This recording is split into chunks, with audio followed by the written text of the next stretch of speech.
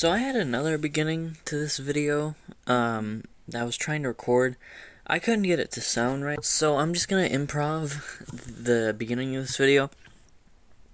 So this is going to be a couple of reasons why I love Man of Steel, and then a couple of complaints that I've heard about Man of Steel, and why I love it specifically, all of the different things that I love about it, and then going over the criticisms about the movie, which ones that I disagree with, and I could see some of the points that I have wrote down here. This is scripted, so just know that. I've spent 2 days writing the script for this, and I've taken a while to think it over. So, yeah, the point of this video is not to convince you that the movie is a masterpiece. I think it is a great film. You don't have to. This is just to show my perspective on the film. So, I just wanted to make this because the film turned 10 years old this week. The first thing that I want to discuss about the movie is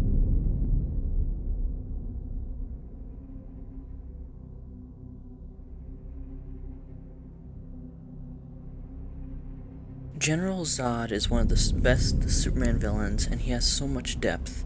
Michael Shannon just performs him so well. He gets everything right. He gets this version of Zod, and he just elevates it to another level. He just wants to protect his civilization and plots a coup against the Council of Krypton because they are killing the planet.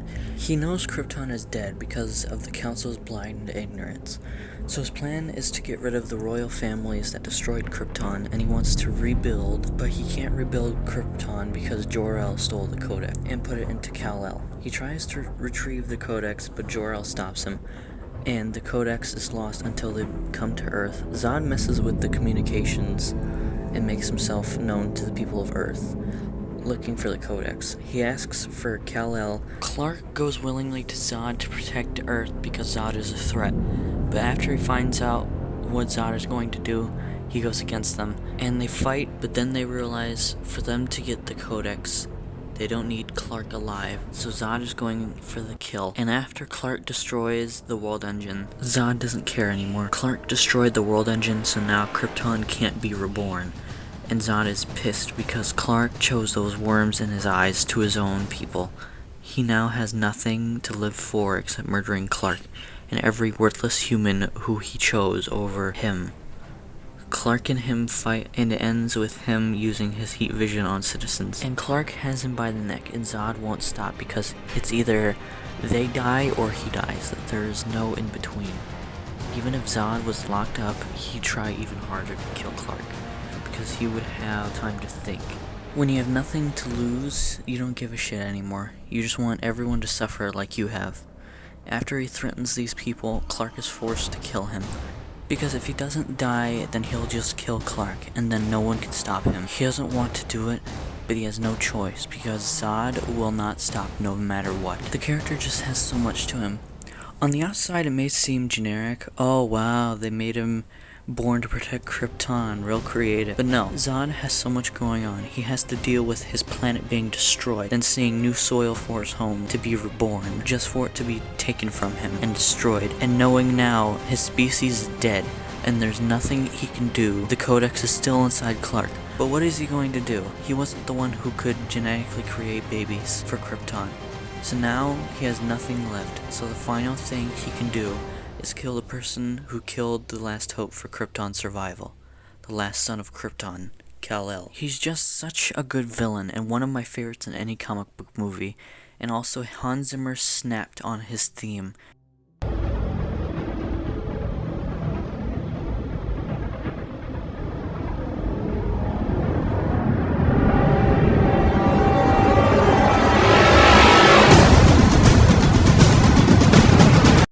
Actually, the entire soundtrack is just fantastic. Hans Zimmer is just a fantastic composer. He makes some of the most beautiful scores that fit every film he does. If there's a bad movie, you can guarantee his scores are popping. He's my second favorite composer of all time, behind the legend known as John Williams. But back on topic, David S. Goyer just did a fantastic job at writing Zod, and as a director, Zach got the best performance out of Michael Shannon. All three of these guys are legends, but I need to stop talking about Zod now before this video gets too long. But just know I really love how each of these guys helped with the character of Zod. Well, all four of these guys, rather. Shannon put his face on the screen and just encapsulate that character. David S. Goyer put him on the page so that he could be put on screen, and then Michael Shannon to be molded by Zack Snyder. And Zack Snyder molded Michael Shannon to be a great Zod through his direction. And Hans Zimmer just created the best sound for the character. And I don't think there's any other better theme for General Zod that you could create.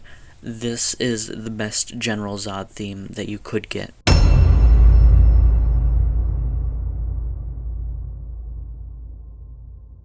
Henry Cavill is the perfect Clark Kent.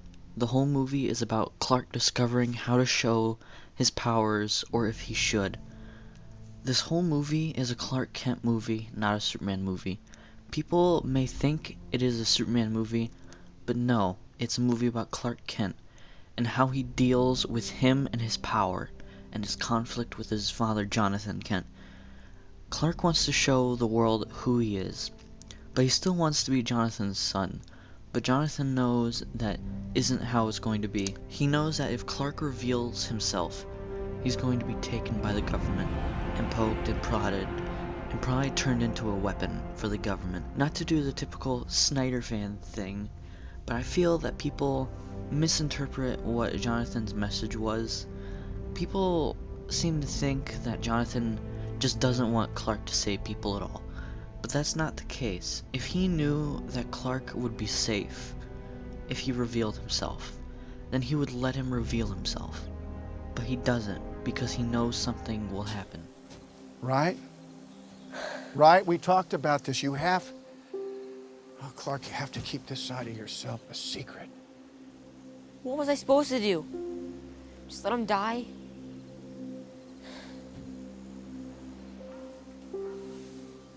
Maybe. There's more at stake here than just our lives, Clark, or the lives of those around us. When the world finds out what you can do, it's going to change everything.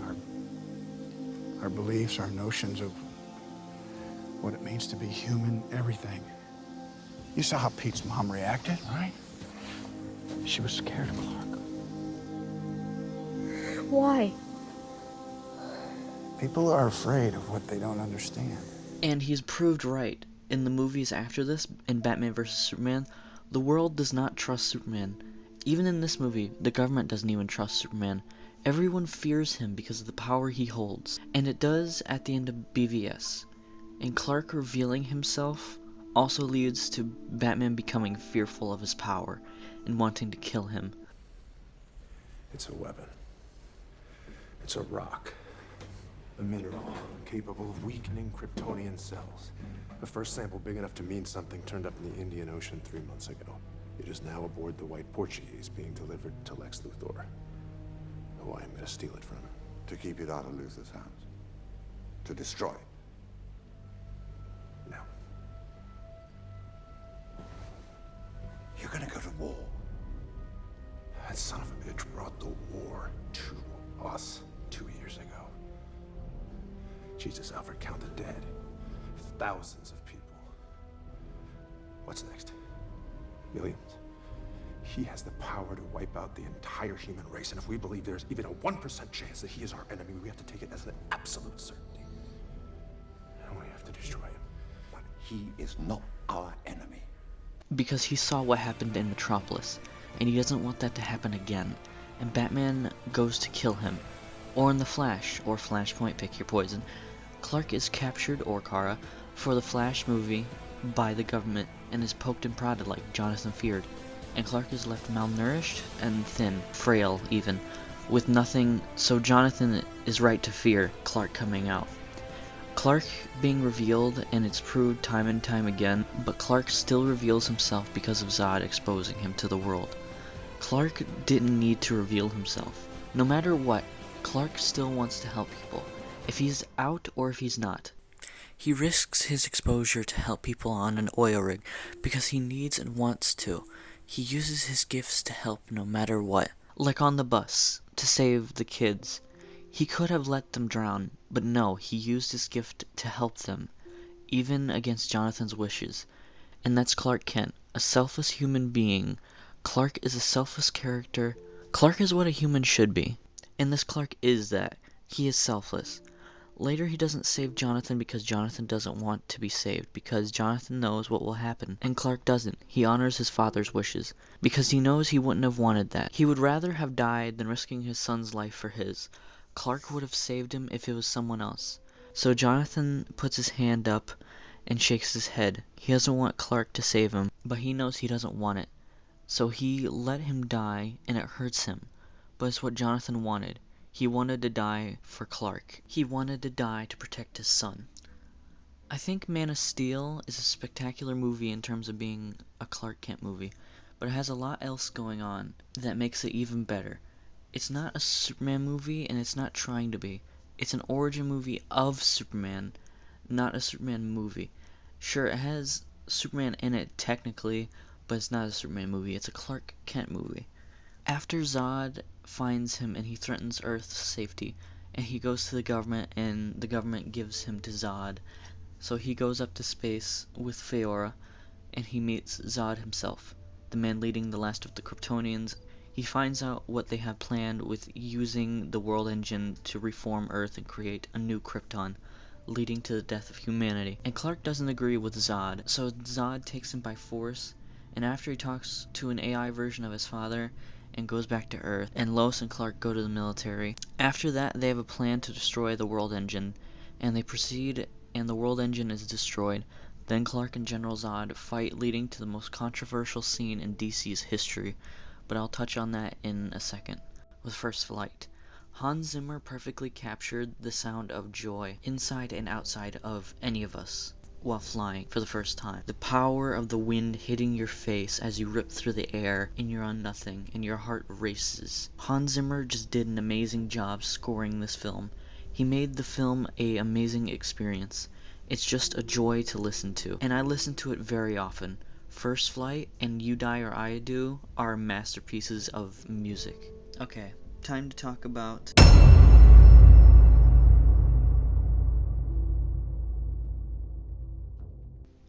So this scene, I think people misinterpret a lot. I don't think that it is that they don't understand, but they just misinterpret what it is.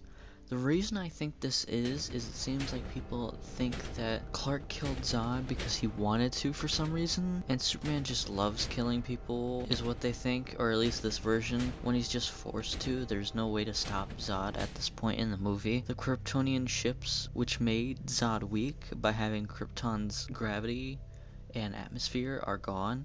Kryptonite isn't discovered yet because it doesn't get discovered until Batman v Superman. So what is he going to do? Throw him into the sun? Into space? None of these would work. If he's in the sun, he's dead. If he's in space, he'll just come back. And if he comes back, he'll just kill Clark. There was no other way to deal with Zod. Would I have rather if he didn't? Yes, of course, but the way they did it I think was done well. Zod made it clear that he won't stop until Kal is dead, and the humans are dead. Kal isn't powerful enough to stop Zod. He's powerful enough to kill him. So Clark is forced to make a hard decision to kill Zod. He doesn't want to, but Zod is going to kill him and everyone on Earth. So Clark is forced to kill Zod. You can visibly see Henry Cavill crying as he's about to snap his neck. And after he kills Zod, he screams. You can visibly see Henry Cavill crying, which is a great performance by Henry. People like to criticize Henry Cavill's acting for this movie being flat, but in that scene he has a lot of emotion. So Clark is forced to kill Zod, and you can visibly see Henry Cavill crying as he's about to snap his neck. And after he kills Zod, he screams, because he really didn't want to do this, but he was forced to by Zod. There was no other way. The military doesn't have the power to kill Zod at this point. Like, for instance, if they threw a rocket at him, before it hits Zod, he could just throw it into space. If they nuke him, he'll just come back, like in BVS with Superman healing from the nuke, and in The Dark Knight Returns. And if this was an older Superman, there would be another way, because it's an older Superman. This Superman is inexperienced, and he doesn't have much to go off of for battle and tactical encounters. People also forget that as well.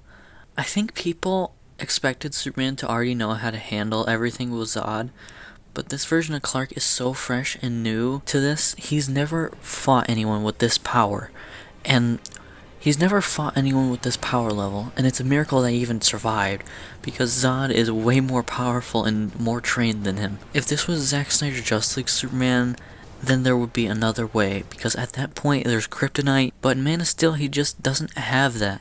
So that's why I think the next snap couldn't happen any other way, in my opinion. And why I think it's misinterpreted, because Clark is forced to do it. He doesn't want to.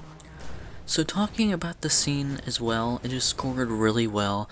That's a really big theme with this video, but Hans Zimmer did a really good job scoring this scene, and the cinematography on this scene is also really well done for the VFX. Zod's lasers, they just look good, and that's actually a good transition for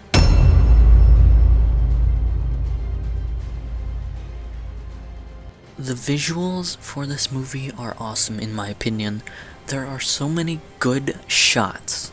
People like to complain about Zack Snyder having really bland movies visually with the desaturated look, but I think for his style it really works for him. He uses it really well, and the colors balance nicely, and no shot is too dark. You can see everything clearly, and it's breathtaking in my opinion. In the Arctic for First Flight, the cinematography looks spectacular. It is a gorgeous scene. It is a simple background, granted, but it just looks beautiful. Superman contrasts really nicely with the background, with his blue and red suit, with the white environment in the Arctic. The visuals for Kryptonian technology are very cool as well. They all have this sort of opening and clicking, and they almost look like predator mouths for some of the ways they open. I don't know if that's a great way of describing it. Or this pin art for Kellex or the other robots on Krypton is a really unique visual for a robot. I've never seen it on a robot like this before, but maybe it's been done, but it's very unique for me. And Krypton looks beautiful as well. It looks like concept art put into motion, even though that's what every film is, but if you get, like, I don't know, if you get what I mean, you get what I mean. It has a very beautiful aesthetic, and the sound design is amazing. You get these really nice and satisfying sounds, especially in the fight scenes where people are getting slammed into each other, and the sounds just make it even more satisfying to watch. And then again, Hans Zimmer's soundtrack perfectly fits the tone of the film, and it is just the perfect soundtrack for the movie.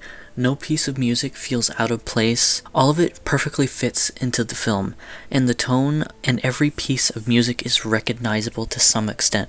And I love how these themes are reused in the future, but that's not about this film. But this is the last time I'm going to talk about Hans Zimmer. I have talked about him enough, and I've given him as much praise as I possibly can, but I still have more to say. But I don't want to keep just riding Hans Zimmer's hog, so I'm gonna leave it at this. Also, the CGI for 90% of the movie holds up to this day, and it has been 10 years, and some films now can't even look good for modern standards. But this film, 10 years later, still looks spectacular. General Zod's whole suit is CGI, and you cannot tell whatsoever. It is a flawless effect, and the bubble masks, or as I call them, look great as well. On an objective level, they look great. I don't like throwing the word objective around like this, but I think the VFX for the most part in this movie are objectively still fantastic. Some effects have aged better than the others, like at the end of the movie where Zod is throwing Superman around, you can kind of tell, but overall you cannot tell, and that is a great thing. And the set design is very, very good. For Kryptonian ships and Krypton itself, contrasts Earth very well, giving each environment something new, and it's all shot so well. Every environment feels somewhat unique. You can point out each environment and you can tell each one is different, and it has a very nice aesthetic for all of it.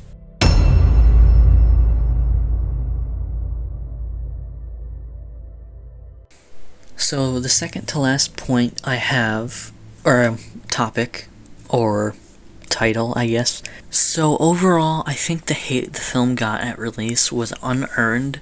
People called it a horrible film when it's really not a horrible film. I mean, does it have flaws? Certainly. But is it a bad movie? Hell no. I think it's a really good movie people complained about. The snap which I've gone through already, so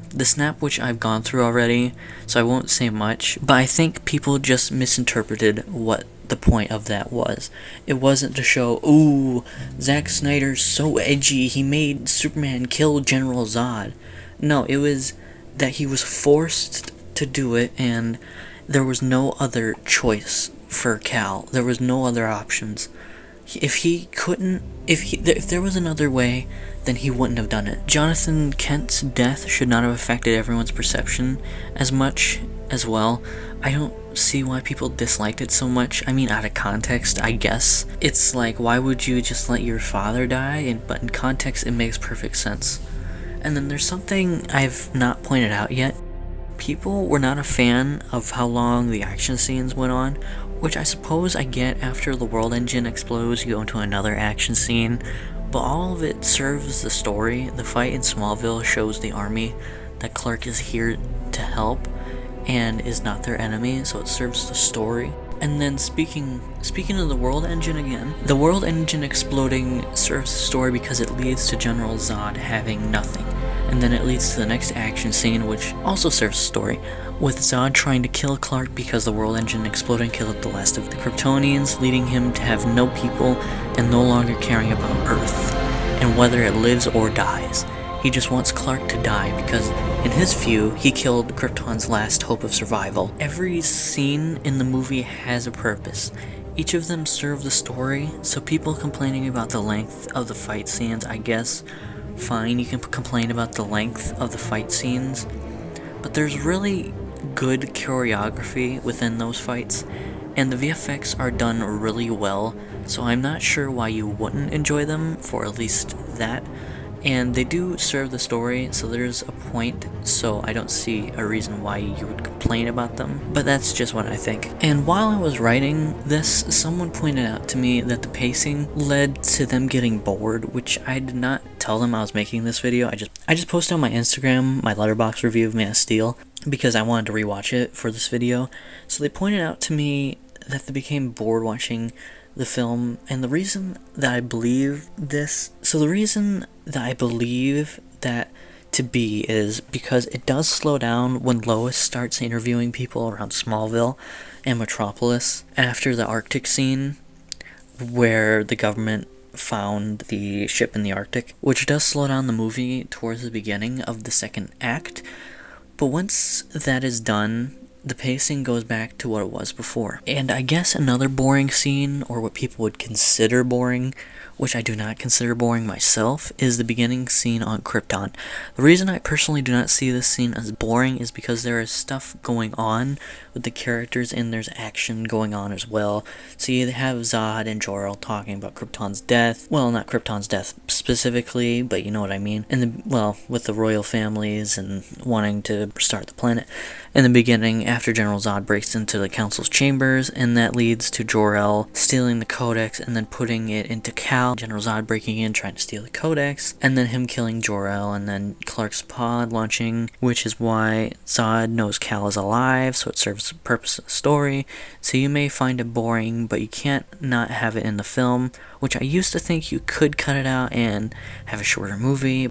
But while writing this and rewatching the film, I realized you can't really cut that out. Another one I want to comment on is the tone. So in regards to the tone, people seem to think you can't have a darker Superman movie, which I find completely false. Superman can be both. It just depends on how you want to tackle it. Man of Steel isn't that dark, and the darkest thing in the movie is just Earth full of skulls. It isn't even that dark besides that. I would say it's more mature. Not mature as in sex and violence, but rather in how the characters are written and their dynamics. They're written with maturity and respect for the characters. What I think people really want to say is that they want a Christopher Reeve style Superman, which is fine, but that's not at all what Zack Snyder and David S. Goyer were going for.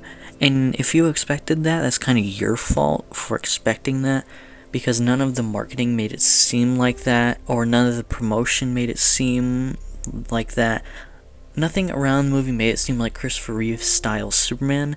It's supposed to be new and different, and if we don't have new and different for Superman, then we're just going to be repeating ourselves theatrically, because before Man of Steel, there were 5 Richard Donner / Christopher Reeve Superman films, so I would think people would be interested in something new, but I suppose they weren't at the time. But do not by any means think I'm slandering the Christopher Reeves, Richard Donner films. I love Superman the movie and Superman 2, and I also love Superman Returns. That is my first Superman movie. All 3 of those I think are great Superman movies. They may not be 100% accurate with certain things, but no comic book movie ever is. I do love those 3 movies, and I especially love Christopher Reeve and Brandon Routh. Brandon Routh, as I just mentioned, was actually my first Superman I ever watched. My first ever Superman movie I saw was Superman Returns, and I loved it, but I'm not opposed to new tones and takes on these characters. So that is why I love Man of Steel, because it does something new with its tone and feel. It's not like any other Superman film, or should I say Clark Kent film. It is one of a kind, and I don't think this kind of Clark Kent film will be made again, but I'm okay with that, because maybe if they tried again, they would just screw it up. So not having another one is perfectly fine with me. Another complaint that I just heard as I was recording this video, this one was from someone I did tell that I was making this video. So they brought to my attention that Clark doesn't really save people in Metropolis during the final act of the movie. What I have to say about this is that they go into space and Clark tries to stop Zod from going to Metropolis again, because they're in space, but Zod just launches a satellite at him, and they get launched into Metropolis again, and they're throwing each other around. So even if they tried leaving Metropolis, Zod would just bring them right back, because he wants as many casualties as possible. So that is my response to that statement. Yeah, and then the final complaint I would like to address is the Christ symbolism. People really hate the 2 instances of Christ symbolism in the movie. We have Christ stained glass behind Clark, and him doing the Christ T-pose. I don't really care about the Christ symbolism. Christ symbolism is everywhere anyway, like with Anakin Skywalker in Star Wars. So having 2 shots of Christ symbolism really doesn't make a difference to me. I could really care less. It's more prevalent in BVS than this movie, because in this movie there's only 2 shots, and one of them I wouldn't even count as a Christ shot, but this is my weakest point in the entire video, because this one I'm not even passionate about at all. Out of all the complaints with the movie, this one is just the weakest complaint to me, and it feels really nitpicky to me, so I don't really have much to say about it other than what I just said. So that's all I got for this point. So I'm gonna move on. So in conclusion, I personally think Man of Steel is a masterpiece, at least for a Clark Kent movie. But with this video, I was not trying to convince you that it was a masterpiece. I'm only trying to show my perspective on why I love Man of Steel. I think it does a lot of things right, but by no means is it a flawless movie, because it does slow down during the Lois Lane bit. I personally don't see the flaws myself, because I am very, very biased, and I am acknowledging that, so no one puts that in the comments. But that's because I love the movie. If you disagree, well, that's fine with me. And if you feel passionate about it, I would like to see a reply video, and it would be cool to interact with people about this, to see someone who doesn't agree with me and their points on why they disagree with me and think that it is not a great Clark movie, or just thinks the film is bad. I am really curious to see someone who does disagree, and I want to see their points. I chose points that I see most, and I picked them because of that. They're the most common ones, and I wanted to explain why I disagree with those points. But aside from that, that is every reason why I love Man of Steel and why I disagree with some people's points against the movie. I think that Man of Steel had a spectacular soundtrack, was excellently directed by Zack Snyder.